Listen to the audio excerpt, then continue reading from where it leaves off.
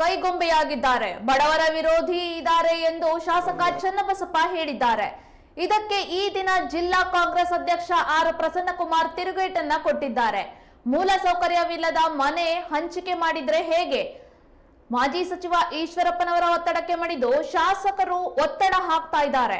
ಆಶ್ರಯ ಮನೆಯಲ್ಲಿ ವಿದ್ಯುತ್ ಇಲ್ಲ, ನೀರಿನ ಸೌಲಭ್ಯ ಇಲ್ಲ. ಈ ಹಿಂದೆ ಮನೆ ಹಂಚಿಕೆ ಮಾಡಿದವರು ಕೂಡ ಇದುವರೆಗೂ ಅಲ್ಲಿಗೆ ಬಂದಿಲ್ಲ. ಇತರ ಪ್ರಕರಣಗಳು ಕೂಡ ಇದರಲ್ಲಿದೆ.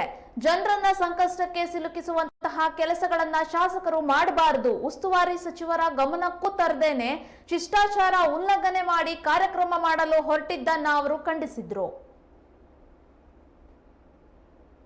ಮೊನ್ನೆ ಶನಿವಾರ ದಿನದಂದು ಮಾನ್ಯ ಶಾಸಕರು, ಜಿಲ್ಲಾ ಉಸ್ತುವಾರಿ ಸಚಿವರು ಮತ್ತು ಜಿಲ್ಲಾ ಕಾಂಗ್ರೆಸ್ ಅಧ್ಯಕ್ಷರು ಬಡವರ ವಿರೋಧಿ ಇದ್ದಾರೆ, ಮನೆ ಇದಕ್ಕೆ ಅವರು ತಡೆ ಒಡ್ಡಿದ್ದಾರೆ ಅಂತೇಳಿ ಮಾತುಗಳನ್ನು ಹೇಳಿದ್ದಾರೆ. ಪತ್ರಿಕೆಗಳಲ್ಲೂ ಆ ವಿಚಾರ ಬಂದಿದೆ. ಜಿಲ್ಲಾ ಕಾಂಗ್ರೆಸ್ ವತಿಯಿಂದ ಮಾನ್ಯ ಸಚಿವರಿಗೆ ನಾವು ಈ ವಿಚಾರವನ್ನು ತಿಳಿಸಿದ್ವಿ. ಆಶ್ರಯ ಸಮಿತಿ ಕರೆದಿದ್ದಾರೆ, ಸಭೆ ಕರೆದು ಅಲ್ಲಿ ಕುವೆಂಪು ರಂಗಮಂದಿರದಲ್ಲಿ 800 ಜನ ಅರ್ಜಿ ಹಾಕಿದವ್ರನ್ನ ಕರೆದು 652 ಜನಕ್ಕೆ ಲಾಟ್ರಿ ಮೂಲಕ ಆಯ್ಕೆ ಮಾಡ್ತಾ ಇದ್ದಾರೆ. ಆದರೆ ಅಲ್ಲಿ ಮೂಲಭೂತ ಸೌಕರ್ಯಗಳನ್ನು ಕೊಡದೆ ತರಾತುರಿಯಲ್ಲಿ ಮಾನ್ಯ ಶಾಸಕರು ಈಶ್ವರಪ್ಪನವರ ಮೇಲೆ ನಾನು ಮಾಡಿಬಿಡ್ಬೇಕು ಅಂತೇಳಿ, ಯಾಕೆಂದರೆ ಹಿಂದೆ ಈಶ್ವರಪ್ಪನವರು ಮಾಡಿ 600 ಮನೆ ಹಂಚಿ ಇವತ್ತು ಇನ್ನೂ ಕೇವಲ 200-250 ಮನೆ ಮಾತ್ರ ಅಲ್ಲಿ ಬಂದಿದ್ದಾರೆ. ಇನ್ನು ಉಳಿದಂಥವ್ರು ಹಂಚಿದಂಥವ್ರು ಮನೆಗೆ ಇನ್ನೂ ಬಂದಿಲ್ಲ, ಸಂಪೂರ್ಣವಾಗಿ 600 ಜನ ಬಂದಿಲ್ಲ. ಕಾರಣ ನೀರಿನ ವ್ಯವಸ್ಥೆ ಆಗಿಲ್ಲ, ಕರೆಂಟು ಈಗ ತಾತ್ಕಾಲಿಕವಾಗಿ ಕೊಟ್ಟಿದ್ದಾರೆ, ಅದ್ರ ವ್ಯವಸ್ಥೆ ಆಗಿಲ್ಲ. ಆ ಒಳಗಡೆ ಬರೋಕ್ಕೆ ರಸ್ತೆ ಏನಾದ್ರು ಒಂದು ಒಳ್ಳೆ ಮಳೆ ಹೊಡೆದ್ಬಿಟ್ರೆ ಅಲ್ಲಿ ಜನಕ್ಕೆ ಓಡಾಡೋಕ್ಕಾಗಲ್ಲ. ಇದಕ್ಕೆ ಹಣದ ವ್ಯವಸ್ಥೆ ಬೇಕು ಅಂತೇಳಿ ನಮ್ಮ ಸಚಿವರ ಗಮನಕ್ಕೆ ನಮ್ಮ ಎಲ್ಲ ಹಿಂದಿನ ನಗರ ಪಾಲಿಕೆ ಸದಸ್ಯರುಗಳು ಎಲ್ಲರೂ ಸೇರಿ, ಅವತ್ತು ನಾವು ಎಲ್ಲ ಸೇರಿ ನಮ್ಮ ಜಿಲ್ಲಾ ಕಾಂಗ್ರೆಸ್ ವತಿಯಿಂದ ನಮ್ಮ ಬ್ಲಾಕ್ ಕಾಂಗ್ರೆಸ್ಸಿನ ಅಧ್ಯಕ್ಷರುಗಳು ಸೇರಿ ಇದಕ್ಕೆ ಹಣವನ್ನು ಬಿಡುಗಡೆ ಮಾಡಿಸ್ಕೊಡ್ಬೇಕು ಅಂತೇಳಿ ಸನ್ಮಾನ್ಯ ಮಧು ಬಂಗಾರಪ್ಪನವ್ರ ಹತ್ರ ನಾವು ವಿನಂತಿಯನ್ನು ಮಾಡಿದ್ವಿ. ಆ ವಿನಂತಿ ಮಾಡಿದ್ಮೇಲೆ 15 ಕೋಟಿ ರೂಪಾಯಿ ತುರ್ತಾಗಿ ಬಿಡುಗಡೆ ಮಾಡಬೇಕು ಅಂತೇಳಿ ಜಮೀರ್ ಅಹ್ಮದ್ ಖಾನ್ ಅವ್ರ ಹತ್ರ ಮಾತನಾಡಿದರು. ಅವ್ರಿಗೆ ಮಾತನಾಡಿ ಅದನ್ನು ಆದಷ್ಟು ಬೇಗ ಬಿಡುಗಡೆ ಮಾಡಿ ಅಂತ ಹೇಳಿದರು. ಇದನ್ನೆಲ್ಲ ಸುಮ್ಮನೆ ತರಾತುರಿಯಲ್ಲಿ ಇವತ್ತು ಈಗ 5 ಬೋರ್ವೆಲ್ ಮಾತ್ರ ಇದಾವಲ್ಲಿ, ನೀರಿನ ವ್ಯವಸ್ಥೆ ಇನ್ನೂ ಏನೂ ಆಗಿಲ್ಲ. 5 ಬೋರ್ವೆಲ್ ಇಷ್ಟು ಜನ ಎಲ್ಲ ಹೋದರೆ ಆ ಬೋರ್ವೆಲ್ ನೀರು ಆಗೋದಿಲ್ಲ, ಮತ್ತು ಜನರಿಗೆ ಸಂಕಷ್ಟಕ್ಕೆ ಕೂರಂತ ಆಗುತ್ತೆ. ಅದರಿಂದ ನಾವು ಇದನ್ನೆಲ್ಲ ಸಂಪೂರ್ಣವಾಗಿ ಆ ಮೂಲಭೂತ ಸೌಕರ್ಯಗಳನ್ನು ಕೊಟ್ಟ ಮೇಲೆ ಹಂಚಿ ಅಂತ ಹೇಳಿದ್ವಿ.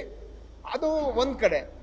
ಇನ್ನೊಂದು ಕಡೆ ಸುಮಾರು 652 ಮನೆಗಳನ್ನು ಹಂಚಬೇಕಾದ್ರೆ ಒಂದು ಪ್ರೋಟೋಕಾಲು ನಮ್ಮ ಸಚಿವರನ್ನ, ಜಿಲ್ಲಾ ಉಸ್ತುವಾರಿ ಸಚಿವರನ್ನ ಕರೆದು ಅವತ್ತು ಆ ಸಭೆಯಲ್ಲಿ ಇಟ್ಕೊಂಡು ಎಲ್ಲ ಮಾಡಿದರೆ ಈ ಮುಂದೆ ನಾವು ಏನೋ ಅನುದಾನ ಬೇಕಾಗಿತ್ತು, ಆ ಸಚಿವರನ್ನು ಹಿಡ್ಕೊಂಡು ನಾವು ಈ ಕೆಲಸವನ್ನು ಮಾಡೋದಕ್ಕೆ ಅನುಕೂಲ ಆಗ್ತಿತ್ತು.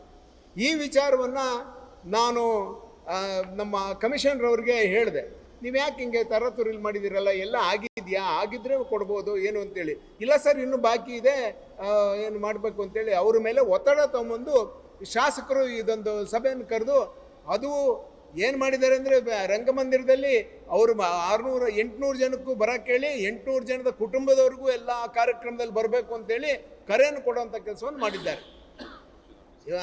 ಅದು ಬಿಡಿ, ಪಕ್ಷದ ಆಫೀಸ್ನಲ್ಲೂ ಎಲ್ಲ ಕೂತ್ಕೊಂಡು ಈ ಕೆಲಸ ಮಾಡೋಕ್ಕೆ ಹೋಗಿದ್ದಾರೆ. ಇದು ಪಕ್ಷದ ವಿಚಾರ ಅಲ್ಲ, ಆದರೂ ಆ ಕೆಲಸವನ್ನು ಅವ್ರು ಮಾಡಿದ್ದಾರೆ. ಹೀಗಾಗಿ ನಾವು ಏನು ಇವತ್ತು ಆ ತರಾತುರಿಯಲ್ಲಿ ಒಂದು ಹಂಚಿಕೆ ಕಾರ್ಯಕ್ರಮವನ್ನು ಮಾಡ್ತಾ ಇದ್ದಾರೆ, ಅದಕ್ಕೆ ನಾವು ವಿರೋಧ ವ್ಯಕ್ತಪಡಿಸಿದ್ದು ಹೌದು. ಅದಕ್ಕೆ ನೀವು ಬಡವ್ರ ಪರ ಇಲ್ಲ, ಅವ್ರ ಪರ ಇಲ್ಲ, ಇವ್ರ ಪರ ಇಲ್ಲ ಅಂತೇಳಿ ಮಾತನಾಡೋವಂಥದ್ದು ಶಾಸಕರು ಸರಿಯಾದ ಕ್ರಮ ಅಲ್ಲ.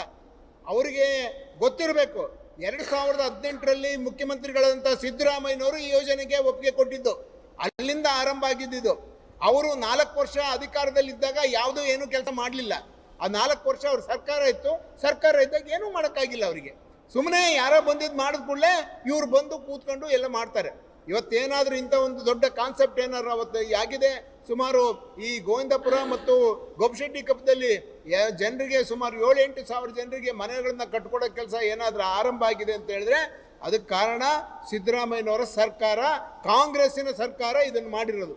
ಇವತ್ತು ಏನೋ ಕೂತ್ಕೊಂಡು ಎಲ್ಲೋ ಇದ್ದು ನಾನೇ ಮಾಡಿದ್ದೀನಿ, ನಾನೇ ಅರ್ಜೆಂಟಾಗಿ ತುರ್ತಾಗಿ ಆಗ್ಬಿಡ್ಬೇಕು, ಹಂಗಾಗ್ಬಿಡ್ಬೇಕು, ಜನರನ್ನ ತೊಗೊಂಡೋಗಿ ಸಂಕಷ್ಟಕ್ಕೆ ಸಿಲುಕಿಸುವಂಥ ಕೆಲಸವನ್ನು ಮಾಡಬಾರ್ದು.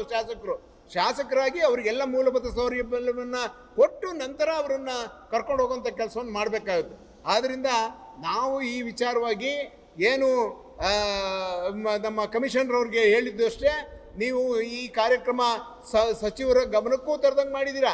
ಎಲ್ಲ ಕೆಲಸಗಳು ಇಲ್ಲದೆ ಏನೂ ಮಾಡ್ದೇನೆ ಇವನ್ನೆಲ್ಲ ಮಾಡ್ತಾ ಇದ್ದೀರಾ, ಸರಿಯಲ್ಲ ಅಂತ ಹೇಳಿದ್ವಿ. ಅವರು ಅದಕ್ಕೋಸ್ಕರ ಅವರೇನೋ ಮುಂದೆ ಹಾಕ್ಕೊಂಡಿದ್ದಾರೆ ಅಂತ ಗೊತ್ತಾಯ್ತು. ನಾವು ಮುಂದಾಕಿ ಅಂತಲೂ ಹೇಳಿಲ್ಲ, ನೀವು ಕಾರ್ಯಕ್ರಮ ಮುಂದಾಕಿ ಅಂತ ಹೇಳಿಲ್ಲ, ನೀವು ತಪ್ಪಿಟ್ಕೊಂಡು ಮಾಡಬೇಡಿ ಅಂತ ಹೇಳಿದ್ದೀವಿ. ಅದಕ್ಕೆ ಆ ಕಾರ್ಯಕ್ರಮ ಮುಂದಾಕಿದ್ದಕ್ಕೆ ಜಿಲ್ಲಾ ಮಂತ್ರಿಗಳು ಕಾರಣ, ಜಿಲ್ಲಾ ಅಧ್ಯಕ್ಷರ ಕಾರಣ ಅಂತ ಹೇಳೋಂಥ ಪ್ರವೃತ್ತಿ ಚನ್ನಬಸಪ್ಪನವರಿಗೆ ಒಳ್ಳೆಯದಲ್ಲ ಅಂತೇಳಿ ಈ ಸಂದರ್ಭದಲ್ಲಿ ನಾನು ತಮ್ಮ ಮುಖಾಂತರ ನಮ್ಮ ಜನತೆಗೆ ಕಟ್ಟಿ ಈಗಾಗಲೇ 4-5 ವರ್ಷ ಆಯಿತು. ಅವಾಗಿನ ತರತುರಿ ಈಗ ಅರ್ಜೆಂಟಿಗೆ ಸುಮ್ಮನೆ ಮಾಡೋದಕ್ಕೆ ಅದು ಸರಿಯಲ್ಲ ಅನ್ನೋ ಕಾಣ್ತಿದ್ದೆ. 72,000 ರೂಪಾಯಿ ಮೊದಲು 8,000 ರೂಪಾಯಿ ಕಟ್ಟಿ ಅರ್ಜಿ ಹಾಕಿದ್ರು, ಆಮೇಲೆ 72,000 ರೂಪಾಯಿ ಹಣವನ್ನು ಕಟ್ಟಿದ್ದಾರೆ. SC/ST ವರ್ಗಕ್ಕೆ 5,000 ರೂಪಾಯಿ ಅರ್ಜಿ ಹಾಕ್ಬೇಕಾದ್ರೆ ಕಟ್ಟಿದ್ರು, 45,000 ರೂಪಾಯಿ ಆಮೇಲೆ ಹಣವನ್ನು ಕಟ್ಟಿದ್ದಾರೆ ಅಂದ್ಕೊಳ್ಳಿ. ಇವತ್ತೆಲ್ಲ ನಮ್ಮ ಕೇಂದ್ರ ಸರ್ಕಾರ ಮತ್ತು ರಾಜ್ಯ ಸರ್ಕಾರದಿಂದ ಸುಮಾರು ರಾಜ್ಯ ಸರ್ಕಾರದಿಂದ 2,70,000 ರೂಪಾಯಿ ಸಬ್ಸಿಡಿ ಕೊಡ್ತಾ ಇದ್ದಾರೆ. ಇನ್ನು 4,20,000 ರೂಪಾಯಿ ಜನ ಅದನ್ನು ಹಣವನ್ನು ಕಟ್ಟಬೇಕು. ನಾವು ಈ ಜಮೀರ್ ಅಹಮದ್ ಖಾನ್ ಅವರನ್ನು ಎಲ್ಲ ಕರ್ಕೊಂಡು ಇಲಾಖಾ ಸಚಿವರಿದ್ದಾರೆ, ಕರ್ಕೊಂಡು ಬಂದು ಅವರಿಗೆ ಏನಾದರೂ ಅನುಕೂಲ ಮಾಡೋಕ್ಕಾಗುತ್ತಾ, ಆ ಹಣವನ್ನು ಸರ್ಕಾರ ಕಟ್ಟೋದಕ್ಕೆ ಏನಾದರೂ ಮಾಡ್ಬೋದಾ ಅನ್ನೋ ವಿಚಾರದೊಳಗೆ ನಾವು ಚಿಂತನೆ ಮಾಡ್ತಾ ಇದ್ರೆ ಇವರು ಈ ತರಾತುರಿದೆ